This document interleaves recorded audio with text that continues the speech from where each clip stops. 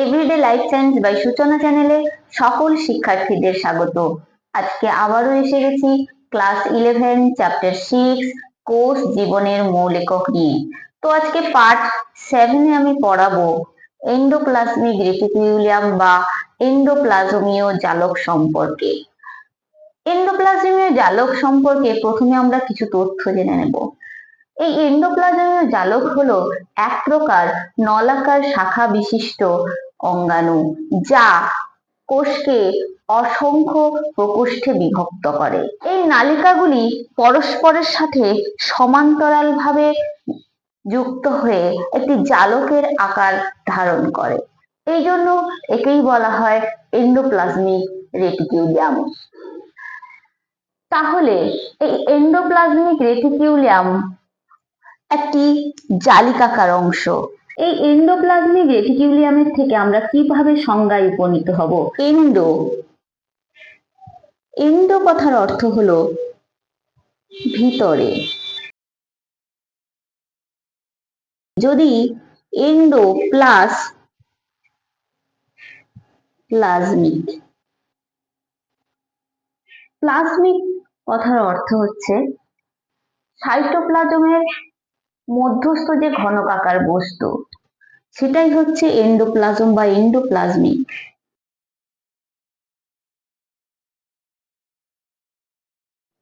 আর reticulum কথার অর্থ হচ্ছে জালিকা।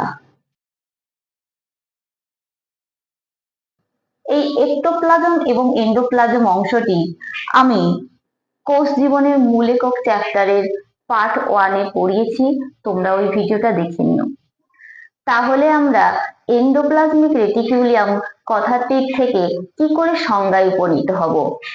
এন্ডোপ্লাজমিক রেটিকুলাম কথাটির থেকে আমরা যেভাবে সংজ্ঞায় উপনীত হই তা হলো সজীব ইউক্যারিওটিক কোষে সাইটোপ্লাজমীয় ধাত্র যেসব অসংখ্য পরস্পরের সঙ্গে যুক্ত একক পর্দা বেষ্টিত নালিকাকার মতো অঙ্গাণুর দ্বারা অনিয়মিত প্রকোষ্ঠে বিভক্ত থাকে, তাকেই বলা হয় এন্ডোপ্লাজমিক রেটিকুলাম। এর পরের পয়েন্টে আসছি, এন্ডোপ্লাজমিক রেটিকুলাম কথাটির আবিষ্কারক কে?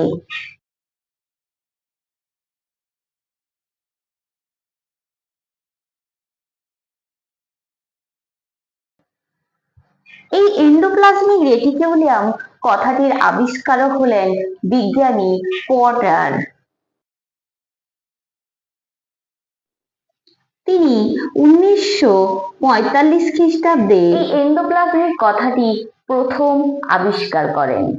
এরপরে আসছি এন্ডোপ্লাজমিক রেটিকুলাম কোথায় কোথায় আমরা দেখতে পাই আর কোথায় কোথায় এন্ডোপ্লাজমিক রেটিকুলাম অনুপস্থিত থাকে।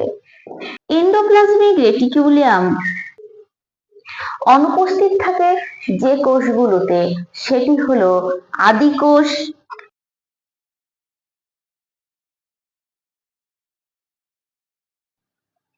এবং লোহিত রক্তকণিকা আরবিসি ক্ষেত্রে অনুপস্থিত থাকে।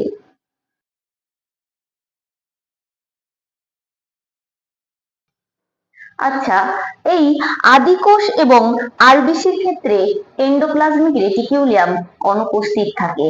আচ্ছা, আগে আমি পার্ট 5 এ পড়িয়েছি মাইটোকন্ড্রিয়া। এই মাইটোকন্ড্রিয়াও এই আদিকোষ এবং লোহিত রক্তকণিকায় অনুপস্থিত। তাহলে কোন দুটো কোষীয় অঙ্গাণু আদিকোষ এবং লোহিত রক্তকণিকায় অনুপস্থিত থাকে? সেই দুটো অঙ্গাণু হলো মাইটোকন্ড্রিয়া এবং এন্ডোপ্লাজমিক রেটিকুলাম। এই আদিকোষ এবং আরবিসি ছাড়া আর সমস্ত আদর্শ কোষেই এন্ডোপ্লাজমিক রেটিকুলাম উপস্থিত।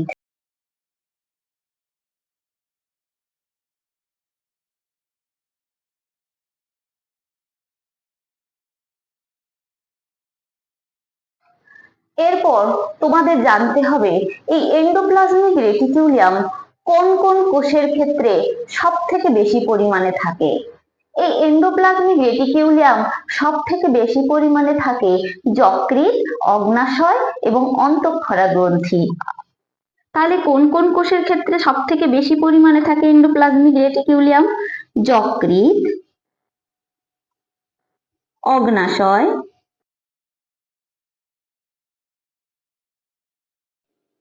এবং অন্তঃক্ষরা গ্রন্থি।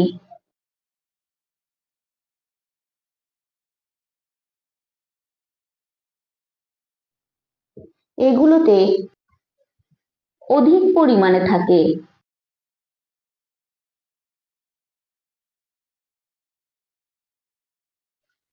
অধিক পরিমাণে এন্ডোপ্লাজমিক রেটিকিউলিয়াম উপস্থিত। এরপর আসছে এই এন্ডোপ্লাজমিক রেটিকিউলিয়াম বা এন্ডোপ্লাজমীয় জালক কোথা থেকে উৎপত্তি লাভ করে বা অরিজিনটা কি এন্ডোপ্লাজমিক রেটিকিউলিয়ামের? এই এন্ডোপ্লাজমিক রেটিকিউলিয়ামের উৎপত্তি বা অরিজিন কি? অর্থাৎ এন্ডোপ্লাজমিক রেটিকিউলিয়াম কোথা থেকে উৎপত্তি লাভ করেছে? এই এন্ডোপ্লাজমিক রেটিকিউলিয়াম উৎপত্তি লাভ করেছে কোষ পর্দা বা নিউক্লিয় পর্দার থেকে।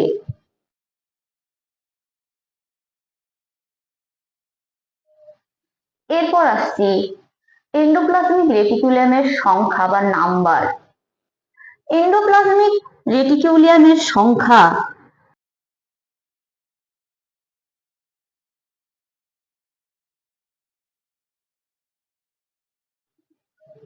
এন্ডোপ্লাজমিক রেটিকুলামের সংখ্যা অনির্দিষ্ট। কোষের আয়তন যত বড় হবে এন্ডোপ্লাজমিক রেটিকুলামের সংখ্যা তত বৃদ্ধি পায়। এরপরে আসছি যে পয়েন্ট, সেটি হলো এন্ডোপ্লাজমিক রেটিকুলামের আকার এবং আয়তন।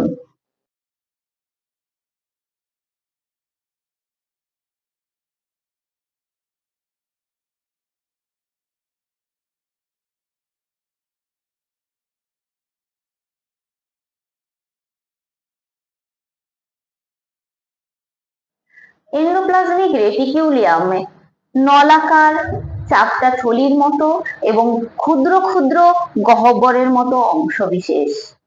এই থলির মতো অঙ্গাণুগুলির ব্যাস হয় 40 থেকে 50 ন্যানোমিটার। নালিকাগুলির ব্যাস 50 থেকে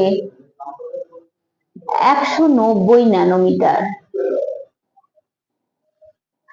এছাড়া ভেসিকেলগুলির ব্যাস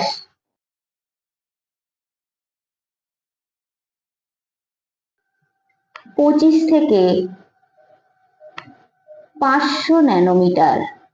এরপর আসছি এন্ডোপ্লাজমিক রেটিকুলামের পরাণু গঠন বা আল্ট্রাস্ট্রাকচার অফ এন্ডোপ্লাজমিক রেটিকুলাম।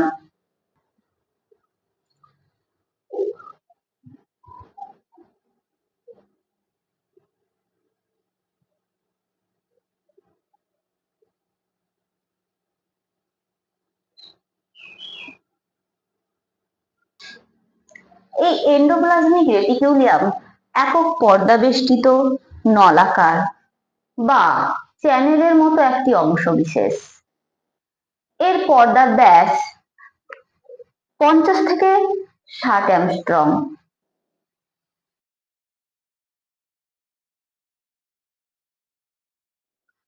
এই চ্যানেলের মধ্যে যে তরল থাকে তাকে বলা হয় এন্ডোপ্লাজমিক ম্যাট্রিক্স বা এন্ডোপ্লাজমীয় ধাত্র। এন্ডোপ্লাজম তিনটি অংশ নিয়ে গঠিত। কি কি? একটি হচ্ছে সিস্টার্নি, একে বলা হয় সিস্টার্নি।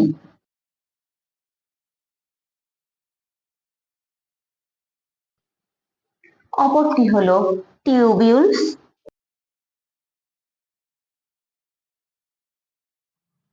তিন নম্বর হলো ভেসিক্যাল।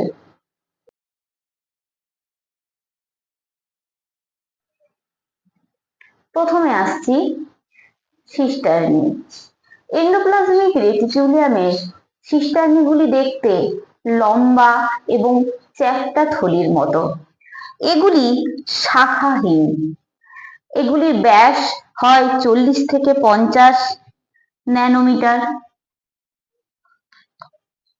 এগুলি সাধারণত সমান্তরালভাবে বিন্যস্ত থাকে এবং এদের গায়ে কি থাকে না রাইবোজোম দানা থাকে।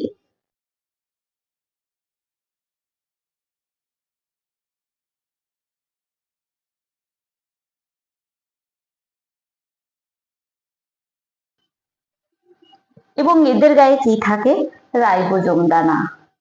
যদি আমি সিস্টার্নিটাকে বাইরে আঁকি তাহলে কেমন দেখতে হবে?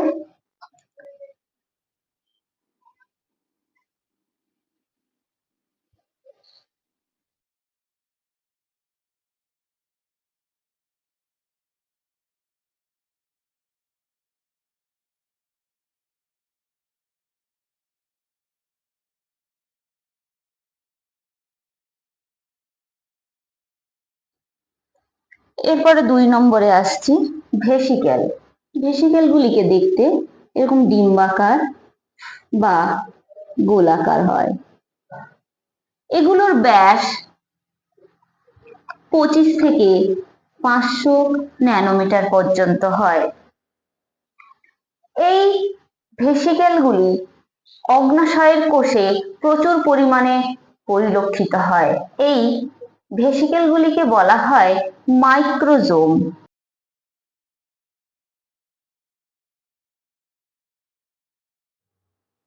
3 নম্বরে আসছি টিউবিউলস। এগুলি শাখান্বিত নালিকা বিশেষ। এগুলি পরস্পরের সাথে যুক্ত হয়ে জালকের আকার গঠন করে।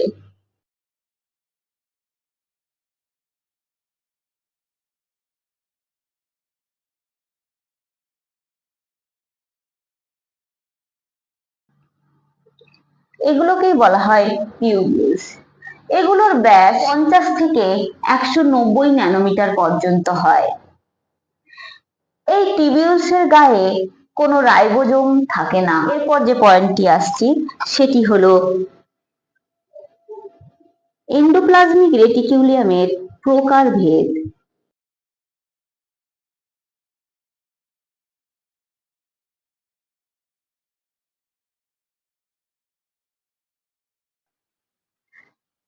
রাইবোজোম দানার উপস্থিতি অনুযায়ী এন্ডোপ্লাজমিক রেটিকুলিয়ামকে দুটি ভাগে ভাগ করা হয়।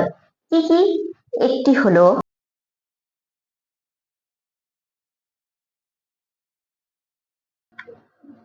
মসৃণ এন্ডোপ্লাজমিক রেটিকুলিয়াম, যাকে বলা হয় স্মুথ এন্ডোপ্লাজমিক রেটিকুলিয়াম বা SER। দ্বিতীয় নম্বর হলো অমসৃণ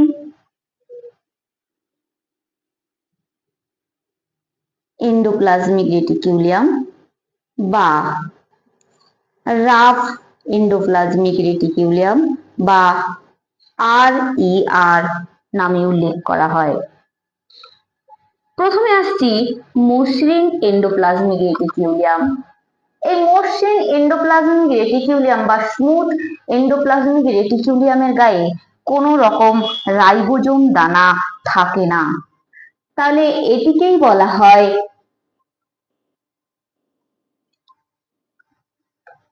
স্মুথ এন্ডোপ্লাজমিক রেটিকুলিয়াম। এই মসৃণ এন্ডোপ্লাজমিক রেটিকুলাম বা SER এর প্রধান কাজগুলি কি কি? এই মসৃণ এন্ডোপ্লাজমিক রেটিকুলিয়ামের প্রধান কাজগুলি হলো ফ্যাট সংশ্লেষ করা, গ্লাইকোজেন বিপাকে সহায়তা করা, হরমোন নিঃসরণ করা এবং অ্যাসকর্বিক অ্যাসিড সংশ্লেষে সহায়তা করা। 2 নম্বর হচ্ছে অমসৃণ এন্ডোপ্লাজমিক রেটিকুলিয়াম বা রাফ এন্ডোপ্লাজমিক রেটিকুলিয়াম। এই রাফ এন্ডোপ্লাজমিক রেটিকুলিয়ামটা কি না এই ধরনের এন্ডোপ্লাজমিক রেটিকুলিয়ামের গায়ে রাইবোজোম থাকে, সেই কারণে এদের বলা হয় রাফ এন্ডোপ্লাজমিক রেটিকুলিয়াম। তাহলে এটি হলো রাফ এন্ডোপ্লাজমিক রেটিকুলিয়াম। এই রাফ এন্ডোপ্লাজমিক রেটিকিউলিয়ামে রাইবোফোরিন উপস্থিত থাকে, যা প্রোটিন সংশ্লেষে বিশেষ ভূমিকা পালন করে। তাহলে মসৃণ এন্ডোপ্লাজমিক বা স্মুথ এন্ডোপ্লাজমিক রেটিকিউলিয়াম এবং রাফ এন্ডোপ্লাজমিক রেটিকিউলিয়াম বা অমসৃণ এন্ডোপ্লাজমিক রেটিকিউলিয়ামের মধ্যে তফাৎ হলো অমসৃণ এন্ডোপ্লাজমিক রেটিকিউলিয়াম বা রাফ এন্ডোপ্লাজমিক রেটিকিউলিয়াম সংশ্লেষে অংশগ্রহণ করে, কিন্তু মসৃণ এন্ডোপ্লাজমিক রেটিকিউলিয়াম প্রোটিন সংশ্লেষে অংশগ্রহণ করে না। এরা ফ্যাট সংশ্লেষ, গ্লাইকোজেন বিপাক, হরমোন নিঃসরণ এবং অ্যাসকর্বিক অ্যাসিড সংশ্লেষে বিশেষ ভূমিকা পালন করে। এর পরের পয়েন্টে আসছি, ফাংশনস অফ এন্ডোপ্লাজমিক রেটিকিউলিয়াম বা এন্ডোপ্লাজমিক রেটিকিউলিয়ামের কাজগুলি কি কি? এন্ডোপ্লাজমিক রেটিকিউলিয়ামের কাজগুলি হলো: 1 নম্বর, যান্ত্রিক দৃঢ়তা প্রদান করা।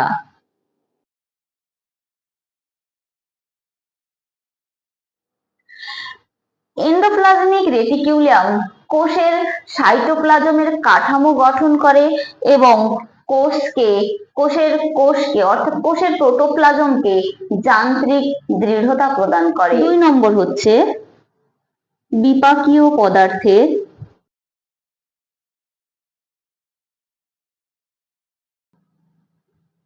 পৃথকীকরণ।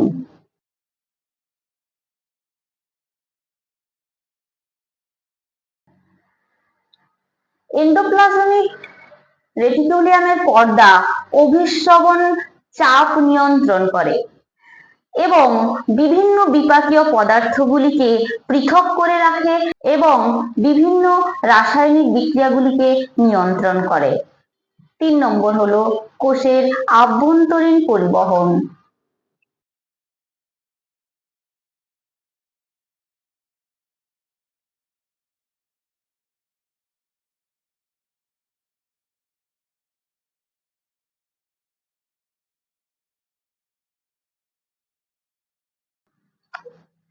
এন্ডোপ্লাজমিক রেটিকিউলিয়ামের চ্যানেলগুলি কোষের অভ্যন্তরের বিভিন্ন পদার্থকে কোষের বিভিন্ন স্থানে প্রেরণে সহায়তা করে। 4 নম্বর হলো প্রোটিন সংশ্লেষ।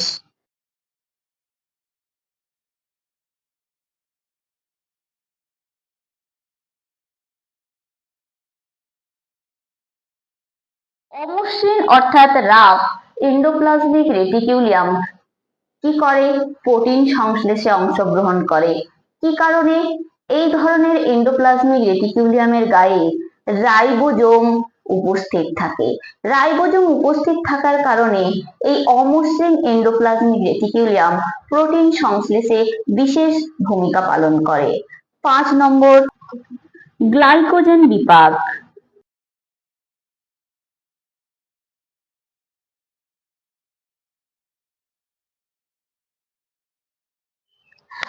এই স্মুথ এন্ডোপ্লাজমিক রেটিকিউলিয়াম বা মসৃণ এন্ডোপ্লাজমিক রেটিকিউলিয়াম কি করে না গ্লাইকোজেন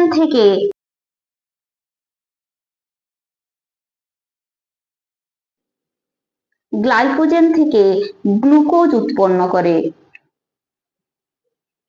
এই পুরো পদ্ধতিটাকে বলা হয় গ্লাইকোজেনোলাইসিস।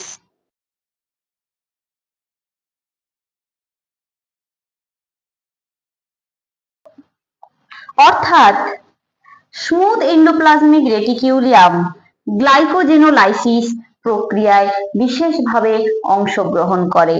6 নম্বর হলো ফ্যাট সংশ্লেষ।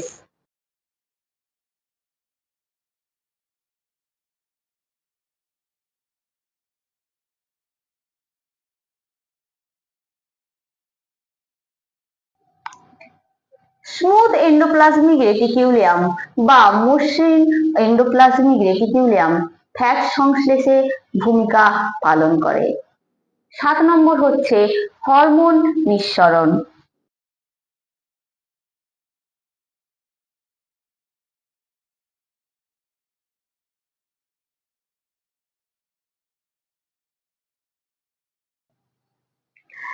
এই মসৃণ এন্ডোপ্লাজমিক রেটিকুলাম হরমোন নিঃসরণ যেমন টেস্টোস্টেরন, প্রোজেস্টেরন ইত্যাদি কয়েকটি স্টেরয়েড জাতীয় হরমোন নিঃসরণে বিশেষ ভূমিকা পালন করে। 8 নম্বর, কোষ অঙ্গাণু সৃষ্টি।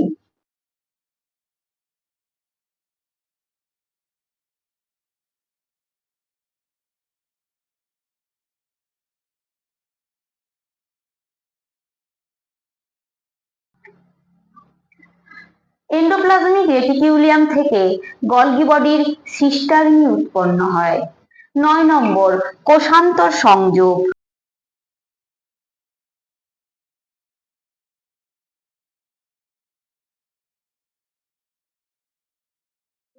9 নম্বর হচ্ছে কোষান্তর সংযোগ বা ইন্টারসেলুলার কানেকশন।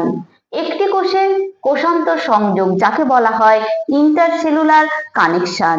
একটি কোষের এন্ডোপ্লাজমিক রেটিকুলাম অপর একটি কোষের এন্ডোপ্লাজমিক রেটিকুলামের সাথে ডেসমোটিবিউলের মাধ্যমে যোগাযোগ স্থাপন করে। 10 নম্বর হচ্ছে নিউক্লিয় পর্দা গঠন।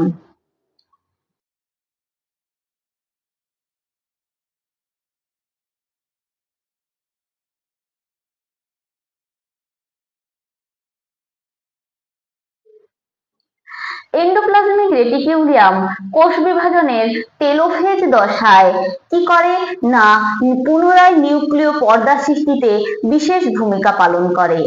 11 নম্বর হলো সাইটোপ্লাজমীয় অঙ্গাণুর অবস্থান।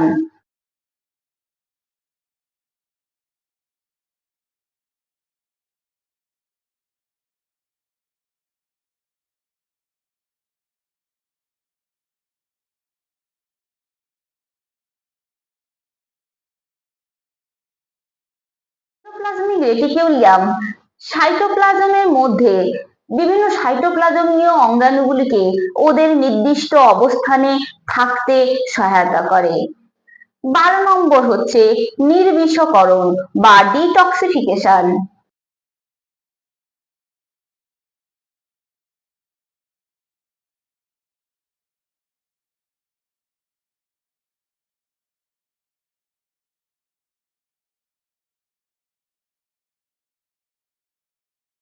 যকৃৎ কোষের মসৃণ এন্ডোপ্লাজমিক রেটিকুলাম কি করে না দেহে প্রবিষ্ট বিভিন্ন বিষাক্ত পদার্থের বিষক্রিয়াটাকে ধ্বংস করে।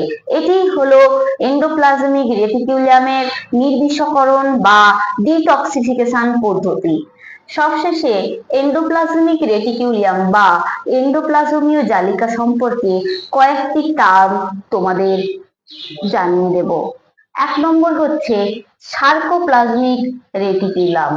পেশিকোষের সাইটোপ্লাজমে যে নালিকাগুলি জালকের মতো অবস্থান করে তাকেই বলা হয় সার্কোপ্লাজমিক রেটিকুলাম। এই সার্কোপ্লাজমিক রেটিকুলাম তাহলে কোথায় পরিলক্ষিত হয়? পেশিকোষে। 2 নম্বর হচ্ছে অ্যানুলেট ল্যামিলি। অমেরুদণ্ডী প্রাণীর শুক্রাণু এবং ডিম্বাণু মাতৃকোষের এন্ডোপ্লাজমিক রেটিকুলাম ছিদ্রাল হয়, একেই বলা হয় অ্যানুলেট ল্যামিলি। তাহলে অ্যানুলেট ল্যামিলি কি ধরনের? অ্যানুলেট ল্যামিলি সাধারণত ছিদ্রাল প্রকৃতির হয়। এটি কাদের ক্ষেত্রে দেখা যায়?